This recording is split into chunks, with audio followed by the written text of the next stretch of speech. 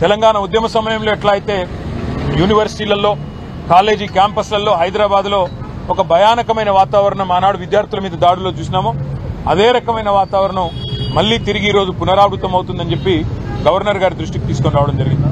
ముఖ్యంగా గవర్నర్ గారికి చెప్పింది ఏమంటే మొదటి సంవత్సరంలోనే ప్రభుత్వం ఏర్పడ్డ మొదటి సంవత్సరంలోనే 2 లక్షల ఉద్యోగాలు ఇస్తామన్న రాహుల్ గాంధీ గారి మాట జాబ్ క్యాలెండర్ అని చెప్పి పత్రికల్లో పుంకాలుగా ఫ్రంట్ పేజీల్లో ఇచ్చిన అడ్వర్టైజ్మెంట్లు ఇవన్నీ కూడా వారి దృష్టికి తీసుకొచ్చినాం.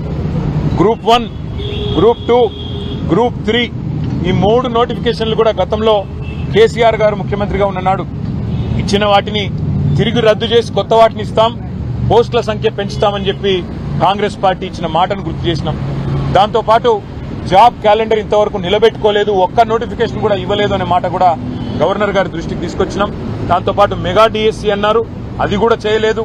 నిరుద్యోగులకు నిరుద్యోగ భృతి ఇస్తాం 4000 ఉద్యోగం దొరికే వరకు అన్నారు, అది కూడా చేయలేదనే మాట కూడా గవర్నర్ గారి దృష్టికి తీసుకొచ్చినాం.